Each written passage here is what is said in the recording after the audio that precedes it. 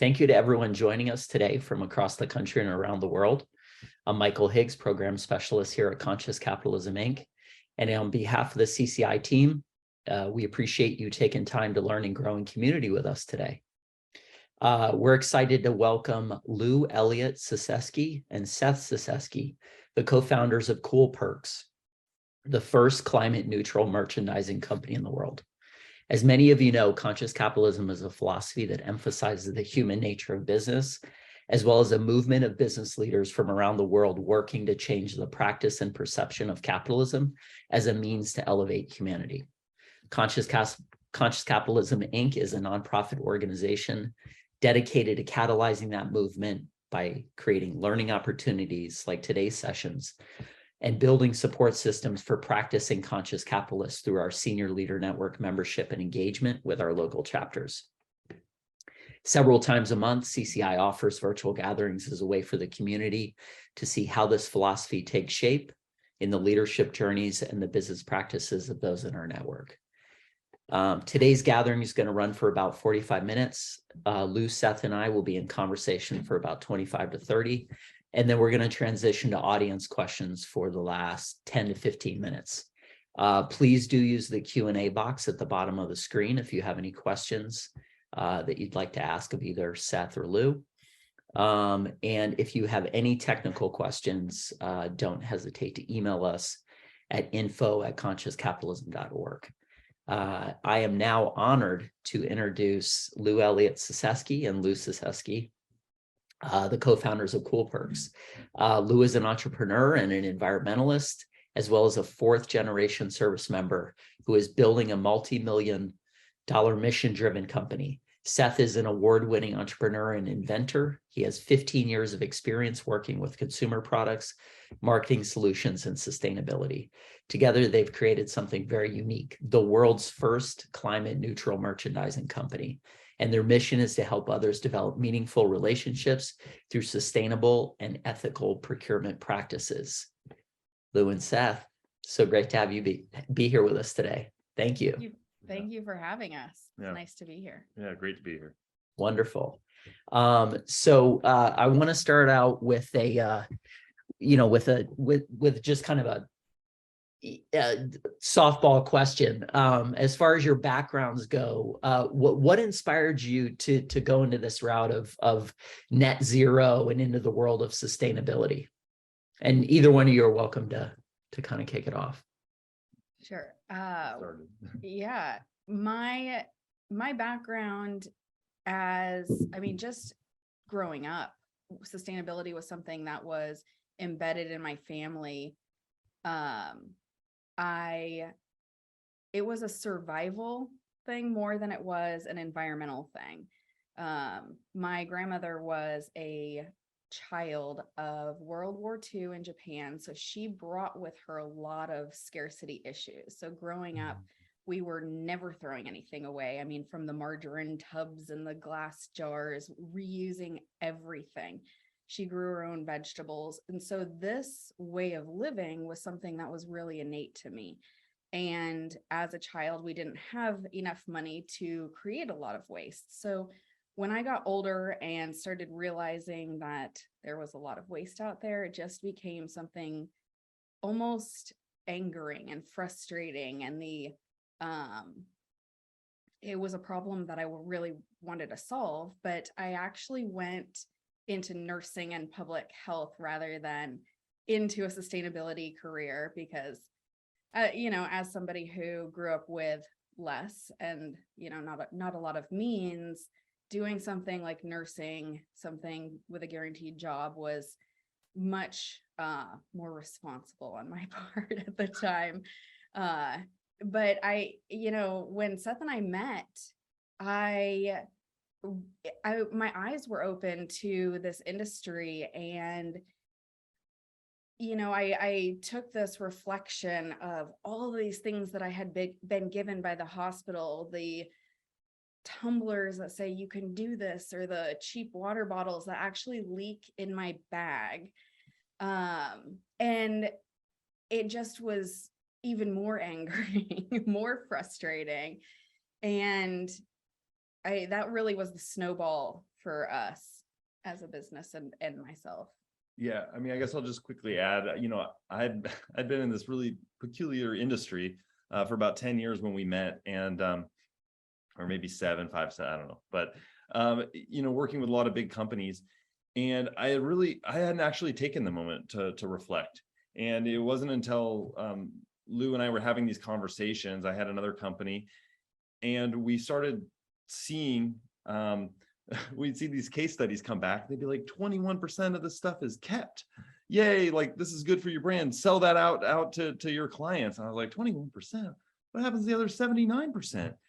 And it wasn't in this moment when we realized that, which I don't think is really that surprising once you hear it, is that 80% of the stuff ends up in a landfill almost immediately. Mhm. And it was like, so I was in a waste industry. And from there, we just started talking about like all the different ways in which we could do it better. And then, like she mentioned, a snowball. So once we kind of go down that rabbit hole, we started looking at everything, waste reduction, and then, seeing the climate neutral, labels on things and looking at that. And so we endeavored on this journey, and it has certainly been a journey. Yeah. And just the unraveling of the industry, the impact on people and the planet. So on the people side of things, I was looking at these businesses as somebody who is really impactful on a person's well-being. You go to work, you contribute, you spend a lot of time and effort, and you expend a lot of your capital being the best you can be at your job. And to have that mirrored back to you would be so positive. But what was happening, or what generally happens, is swag and gifts and appreciation activities and wellness activities and all these things that companies say they're doing are really left to the last minute. They're a complacent, obligatory thing that people Right. are doing and companies are doing. And I just thought, if we can make that tiny little shift, maybe somebody goes home feeling more appreciated and goes into their family life feeling appreciated and acting with that appreciation. And there's just a huge ripple effect on that. Yeah. And I'll end by just saying that, for these big companies, they spend all this money on marketing, and it's really, really important, to support your brand, right? And there was just a misalignment, I feel like, a lot of times when you're handing people stuff that you expect them to throw out, versus like really an opportunity to align, their mission and their initiatives, their key initiatives that they're working on with their primary stakeholder engagement tools. So we just kind of saw a lot of opportunity. Wonderful. Well, one of the things I'm really curious about, you guys were sort of endeavoring to create a new segment, right? A climate neutral merchandise and perks and such. How do you develop the playbook for that? What obviously you saw opportunity, right? You've spoken to some of the opportunities that you saw in both of your professional backgrounds, but when it comes to actually implementing or developing a business plan to kind of meet that need, where do you start? For us, it was really a step-by-step process where we would have an idea, go to investigate that specific idea, and then another thing would come up, some other problem, some other opportunity, some other whatever it was would come up from that. And so just step by step was the path that we took. It started really with keepability, right? We talked about the waste and all of the ways in which the waste is impactful in the world, negatively. And so we really wanted to help companies with the ROI and have their marketing budgets actually be impactful and be something that people wanted and would keep a long time, versus something that would get thrown away within a matter of minutes to months, right? And so that's where we started, and we started doing research on how long items were kept, how how much people wanted them.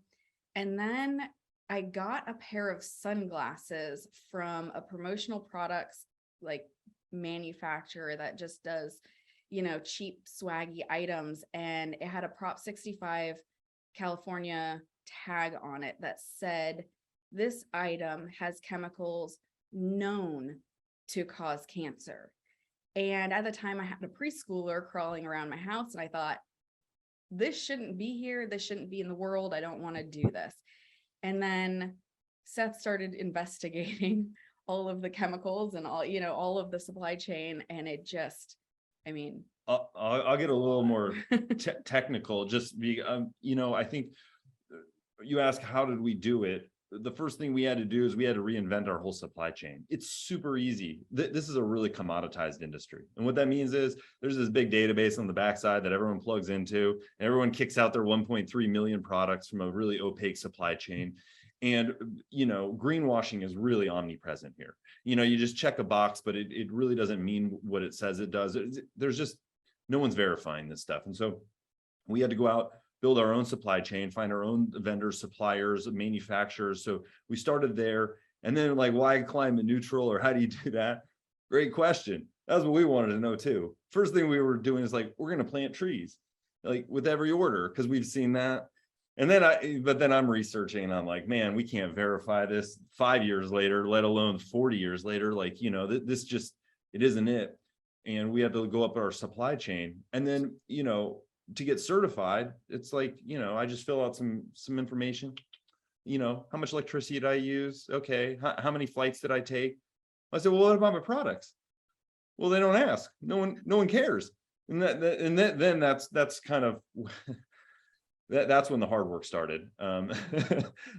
Because, really people aren't asking for that. And I think it's great to do this low hanging fruit, but that was that was kind of the impetus of, why we really went down that route, and then started running well, we can get into it, but we started running a lot of life cycle assessments and analysis on products, and trying to figure out the best way that we could really calculate, because you have to measure if you're going to manage it, and then what we were going to do on the backside to make sure that all of that was accounted for. And because it was hard, I think that's why we're the first. Yeah. Yeah. I think when I think about supply chains too, I think about supply chains as a choice of where you get your product. And if you're not making a conscious choice, then you are missing so much. When it comes to gifts, I know Seth made the reference to me being very, very much people oriented and relationship oriented, but I think about how you can benefit pretty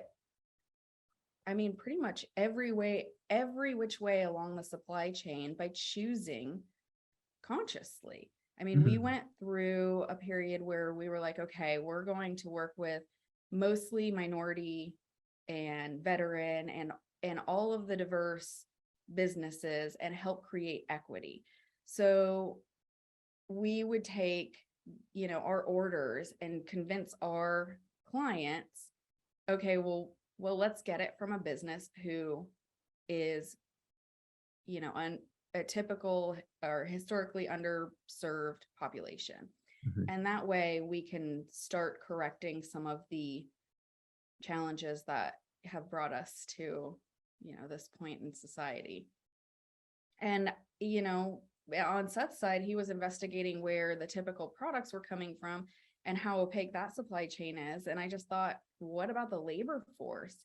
And, that was a huge conversation for us. And then when the Olympics were happening this past, what was it, year? I feel like the last 3 years was 10 years. But the Olympics, they were talking about how they couldn't deny that a majority of the swag items from the Olympics in China came out of the region where there is known to be forced labor. So we just thought, this needs to be brought to the head of procurement at companies, because this is a huge liability for their brand. I mean, if they're knowingly or unknowingly Sure. putting their logo on something that was created using forced labor, who's going to trust that in the future? Mm-hmm. Mm-hmm. Lots of doors, lots of things behind each door. Indeed. So would you mind sharing maybe one of the first wins that you had in the early days? And that could come in the form of sort of an aha moment, like, okay, I feel like we've really found market fit here, or the flip side of the question would be anything that you encountered, kind of tough lessons that you could share with our entrepreneurial minded folks that are joining us this morning. Yeah, I mean, I have both. I'll start with the challenging one,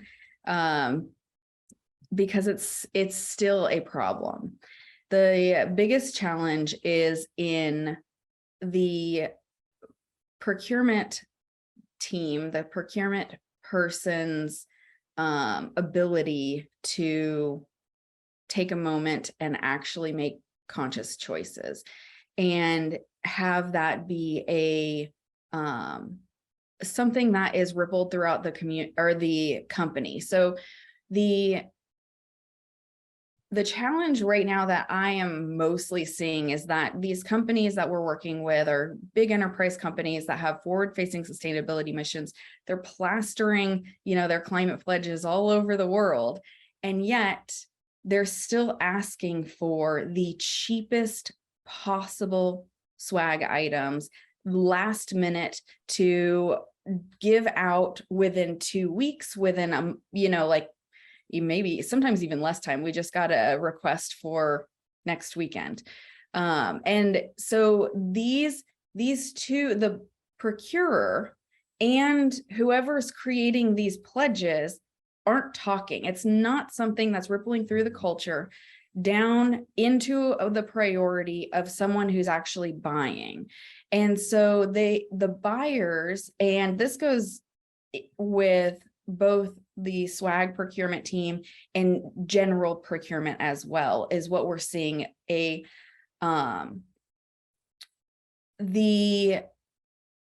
habits of the past, the buy cheap, buy last, let's just throw this out to a bunch of swag vendors and see what we have, see what comes back, and then we'll choose the cheapest, the fastest, and get it out. And that's something we do still come across a lot. But a huge win really was finding those advocates that got it. Mm-hmm. They're in every business, because there are conscious people everywhere, right? Like there are people who really do want to do better. And this is something that is becoming clearer in people's minds. But once we started telling the story of the products that we were selling, the vendors that we were finding, their stories, this actually shifted quite a bit. And then the buyers would share this with their colleagues, and it just, helped build our business. And it's, this word of mouth success in a little bit of a shift in the industry. So yeah. No, I know. I want to always go to the positive, and we've had like a lot of really good wins, but I think it's really more important to talk about some of the challenges in overcoming. And like she just mentioned, like we're in Seattle, and I don't want to name names, but like we're a approved vendor with all of the big enterprise technology companies up here. And I can tell you, we've been in meetings where they're like, look, we don't care about sustainability. Like these are buyers that are running big admin teams, 40, 50 admins that are running other teams. And they don't, it's hard, well, we're not your vendor, unfortunately. Right. But at the same time, I'm hearing these companies and they want to do better. And I just wish there's just not that integration. And I think about like the tenets of conscious capitalism and having that conscious culture, right? Where you have that integration, it comes from the top and it ripples down. And I think that's just It's so important, and it's our biggest challenge. And we've had another client, you know, then they'll set up guidelines, let's say sustainable procurement guidelines, but there's no way to enforce them. And again, this just comes from the same problem. It's just not rippling out in the same way, where it's across an organization. That's not true that there's no way to enforce them, right? That's true. Like You're choosing not. if this was a priority, then somebody would figure out a way to enforce it.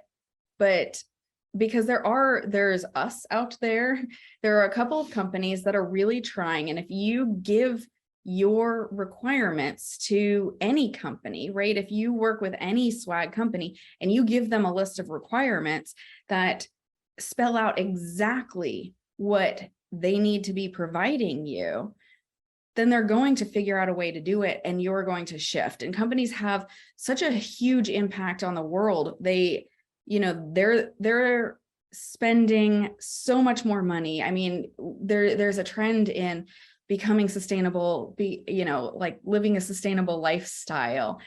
But whether or not I buy bamboo toilet paper isn't going to save us from global warming. Whereas one of these huge tech companies makes procurement shifts, then they put pressure on their supply chain to make those changes. And that's not happening. Not completely. It's not happening in the way that it should. I will admit I've become recently enchanted by these zero-use influencers. And I secretly wish that someone would do the inverse of that and sort of build like the house of swag, you know, just embrace and embody all of the elements of swag and live it.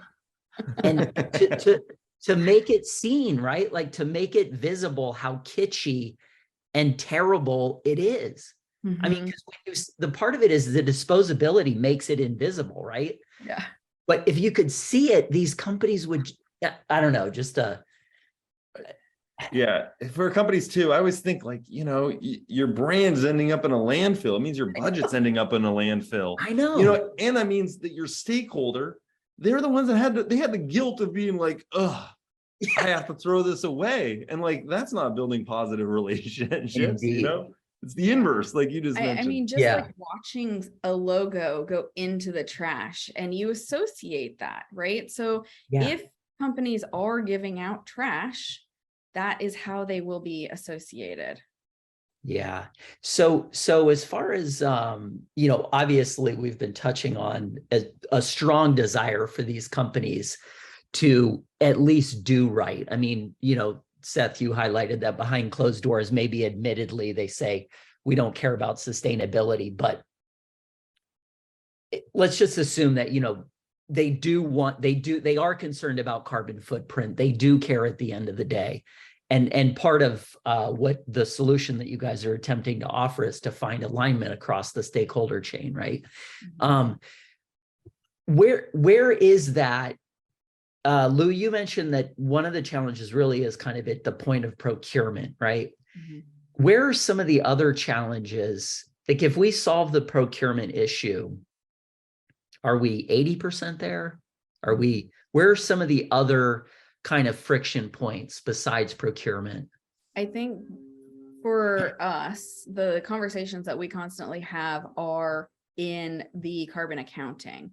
So actual decisions from leadership, government would be fantastic on deciding what the cost, what the carbon prices, and actually making strong, bold decisions.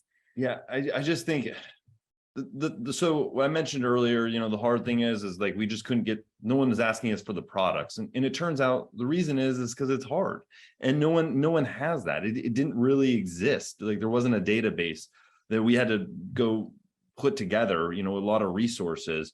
I think that, you know, so procurement, that's great, but asking your suppliers for the carbon of what they're buying like making sure that because then you're going upstream. And I think that's really important. And that's when you can really start rippling. It's really, for me, it's in that scope 3 carbon, which is everything, it's purchased goods and services.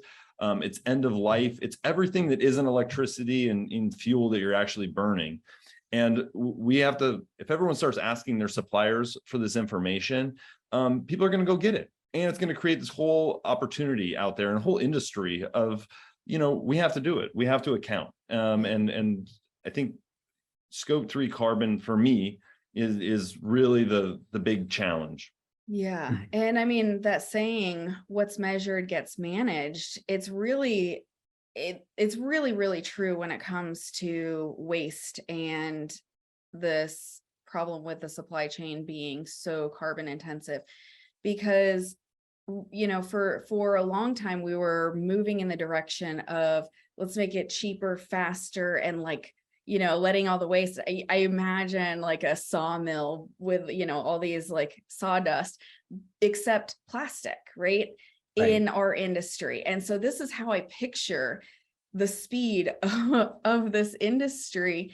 And instead, what we're trying to do and what we would love for companies to start doing is to ask what the shavings are, what all of that carbon is, added together, create a number or have an accurate number. So that way it can be reported and companies can create metrics around that, reducing it every year and putting, like I said, putting that pressure on their factories, on, once you start seeing the unnecessary waste, I consider carbon waste, and I think plastic is waste too. I think of them as just basically waste. And so we're trying to eliminate waste to get to circularity. I think that's really the pinnacle. Sustainability is just, I mean, you solve circularity and we're not having any of these other conversations. And so, but I back to your point of your influencers, I was just thinking, like, can you imagine trying to buy a home that's going to last you 2 weeks? Right. And like that, and that's where you're spending your money. The minute you start running these accounting and figuring out how to eliminate waste is the minute, people start doing things differently and buying better things that are going to last a longer time and building better relationships. It's all interdependent, interconnected. So. Sure. I wanted to ask you, we've been hearing a lot from a lot of people in our community about the supply chain challenges, right? Just sort of cascading across all industries. How are there additional pressures or challenges on companies to, say, procure more environmentally friendly sourcing due to some of these supply chain issues that sort of all economies and businesses are facing right now? Do you want to answer this? You can start. Yeah. Sort of. So, on the swag side of things, I think having some of the challenges of bringing things over from China had, especially during the pandemic, really was enlightening to people who started realizing that, oh gosh, everything seems to come from China, and it's not only getting more expensive, it's taking a lot longer. And so there has been a little bit of a shift in trying to figure out where things come from and trying to make decisions better on where items are made. The other thing that I was thinking about is the cultural awareness around sustainability has grown. And I mean, throughout the United States, I'm sure throughout the world, because, you go to Europe and it's so much more of a cultural thing. But these sustainable lifestyles, all of that stuff coming into awareness, but it's creating the problem of greenwashing. So I get flyers pretty much 10 times a day, 15 times a day from manufacturers that are like, oh, this item is, all of these green products are eco-friendly products, and none of them are eco-friendly. Sometimes they'll try and say eco-friendly with our pet clothing, but if it's really cheaply made and it's not going to last a long time, there's no amount of sustainable Right. anything that is actually going to make it sustainable. So to your point on the supply chain, and like I think that's good. What she's speaking to also, I think, is really interconnected as well, is like sustainability isn't binary. It's not like yes or no, right? Yeah. And so whether it's fair labor, whether it's keepability, whether it's recycled, whether there's the social aspect. So there's a lot of different pieces to this. But I think that like she mentioned, like everyone has these overseas supply chains. A lot of them are opaque, like people aren't really sure where their suppliers getting it from, these tier 2, tier 3, tier 4 suppliers. But I think that one of the things we're noticing is, like, if you're sourcing more sustainably, generally you're building more transparent, better partnerships with suppliers and guides that you trust. And when you shorten up that supply chain like that, whether it's reshoring here in the United States and having those kinds of suppliers, you're a lot more resilient. If you just put it out into the whim and make it a complete commodity only, then you're really it's a huge risk. It's a huge risk. And I think, and that's what we saw, is just that everyone, it had really commoditized everything. And when you get to the lowest common denominator, those are really fragile. And so I think that, yeah, if you're sourcing more sustainably, it's just more intentional. And anything more intentional, I think, has, in my experience, has a lot stronger, it's a lot more resilient. There's just, it's better. Yeah. I wish I could articulate a little better. So I want to ask one final question before we jump to some questions from our attendees. And just a quick aside, if anyone does have questions for Seth and Lou, I see that some people have put them in the Q&A, but please continue to add there. And for the final question, before we make that pivot, can you guys share any additional advice or insights for companies looking to improve their sustainable practices or procurement strategies? You can give it, numbered, bulleted, just, thoughts. Yes. mhm. I'll get started and then start. I mean, like with so many other things, I think like intention is good, but action is just way greater. And intentional action would be even the best. You combine the two. So just starting. And then I think, we talked about earlier, the big challenge we see is just, is it integrated throughout the organization? And so I think that whatever you do, just start somewhere. It doesn't have to be everything. I mean, we probably bit off more than we could chew to start with, if we're being really honest. We should have, but if you're able to just start somewhere, and I think like sustainable procurement guidelines for merchandise would be great. I've seen it in 2 impact reports, and I probably read well over 100. And I think if you start there and then you get that integrated throughout your organization, I mean, such huge impact, such huge ripple of impact, and across everything, all your stakeholders out into the communities. I say start, and maybe, it could be carbon accounting, that's fine. But I think procurement guidelines and implementing them across your organization, the implementation is huge. Yeah.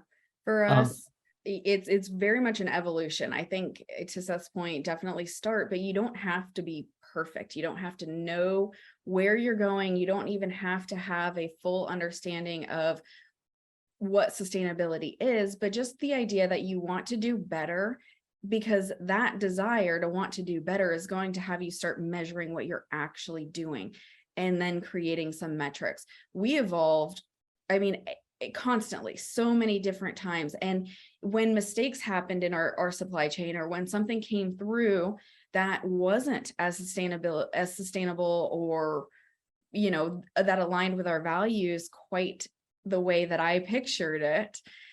It started a conversation, and that's really how we embed it in our culture, is having those conversations. So when little mistakes happen, when something comes back, I mean, we had, just the idea that somebody really wanted a cheap backpack, something under $30 or under, whatever, to give out to their team. And my team worked really, really hard to find something that was a recycled plastic or, and well made, but it wasn't quite what I would have done with my client. If I was having this conversation with my client, I would have said, okay, if $30 is your budget here, let's do something in the $30 price range that people are going to want to receive and to keep it for a really long time, and buy something else, right? Something else that's $30 that should be $30. And so, but that opened up this conversation. And so we get to constantly see this every meeting, every month, there's something new. Amazing. I do want to, let's use our final 5 minutes together to take a question or two from the audience. The first one is from Daniela, and the question is, can you share an example of how you actually made a supplier change their sourcing or behavior? So I think that just a specific example, if one comes to mind. Yeah. Well, I think every time we stop using someone, I think that puts a little bit of pressure on them. For one, we've been pushing a lot of supply. I don't have a specific one right now, but I can tell you we've been pushing a lot of suppliers for a long time, and they keep coming back to us saying, hey, we're doing better. We're doing better. Mm-hmm. So I get those like little wins, but I wouldn't say like they're wholesale and they're exactly related to us. But I think it's a lot of little pressure points that keep building up. Because I'm telling you, we tell them we're stopped working with them, and they do come back to us every time they've made a change, and they want to know if it's good enough. Yeah. That's true. There's a company making socks out of Seattle that has done this. There's a company locally that has been making bags and face masks, and we've done a little bit of product design with a couple of people. We said, okay, I mean, even something as simple as masks, like let's put black masks or put the back as black rather than white, so that women don't end up with makeup all over their masks, so that we'll keep it longer. And just little tweaks like that. But one of the things that people readily think of when they think of waste and swag industry are lanyards. Lanyards are in everybody's face. Every year you have absolutely no other use for it. The new conference you go to, or the new whatever event you go to, is going to give you a new lanyard and a whole new setup. So one of the things that we decided to do really early on was to work with a factory to create washable paper lanyards, so that at least they're biodegradable, right? So that we can start reducing waste there. But it's really just picking that one thing that you can actually make a difference in. It's a great question. So thank you for that. Yeah. I mean, I really just, with the rate that they keep coming back to us, I think is really indicative of the market, and in our work, but a lot of other people's too. So it all matters. Yeah, and suppliers, I mean, manufacturers really want to make things that people sell. I mean, especially US based small business suppliers want to make something that people want. Indeed. Andy has a question for us, and Seth, I think you mentioned initially turning to tree planting to manage carbon offsets, but then you decided against it. What are your recommendations for meaningful carbon management solutions? Oh, I love this question. I could spend 45 minutes on this. I'm a little bit of a nerd here. I think you have to feel good about whatever you're doing, right? And so we've done a bunch of things. we started with tree planting. I love trees. I think that they play a huge role. I think we need to, afforest all kinds of areas and reforest areas. There's certainly a necessity. It's just hard to like put a number on it. And I don't think it's the silver bullet. We've done gold standard verified, carbon credits. We've done a ton of clean water projects in Cambodia and other things. I think it's all really impactful and important. But I think you have to feel good about it. What we ended up feeling great about is we worked with a company out of Nashville called Clearloop. We were one of their first investors, and one of the former governor of Tennessee, Governor Bredesen, he's one of the co-founders. And what we ended up doing was they're building out solar projects like in underserved communities in the dirtiest parts of the US grid. And the reason we chose to go that route is I really feel as the United States is being, put out more carbon than anyone else. And we want to we're a world leader in technology and so many things. We got to transition here first to lead the way. And so I thought, what can we do? And we found a solution where we could help accelerate the transition. We could reduce fossil fuel usage, and we could provide jobs and community impact in communities that really need it. That felt good. And and that's the route we chose to go. But you just know what you're doing and why you're doing it. Right. And, we were at groundbreaking, we flew out there for that. And because I think it's really impactful and we get to see the whole community come out. And these are new jobs being created. These are new careers being created. And it gives people hope. And then, and then other businesses start coming into the area too, because there's now green power, and that's a huge recruitment tool for communities to be able to bring in, tech, all kinds of companies. So anyway, feel good about what you're doing. Do the research. Feel good. I was going to add just the research part. I just really understand what you're doing, because there are so many different things that you could be doing that actually have a negative impact. There's a positive side to tree planting, and then there are companies who are out there monocropping, right? And adding to the problems of the forest fires, and adding to, they're really creating invasive species in certain areas, but not all of them. Just know what you're doing. Yeah, huge opportunity to really get involved. And I think that there's, just huge opportunity. Awesome. Well, what beautiful parting words. Ignite the passion and do the research. Thank you, Seth. Thank you, Lou. I want to thank all of our attendees for joining us today. We appreciate you, as always, for spending time with us this morning. If you could please take about 30 seconds to just complete the quick survey that Kim has put into the chat. If you are new to Conscious Capitalism, visit our website, consciouscapitalism.org. And if you're an executive currently implementing conscious practices in your business, we invite you to explore a growing support network of like-minded leaders with our Senior Leader Network. Kim's also put that into the chat. And we also have some more virtual gatherings coming up, and those are in the chat as well. So Seth, Lou, thank you so much for joining us today. And thank you for the work that you're doing in the world. Thank you so much for having us. Absolutely. You guys have a wonderful rest of your day. You too. Appreciate it. Thank you.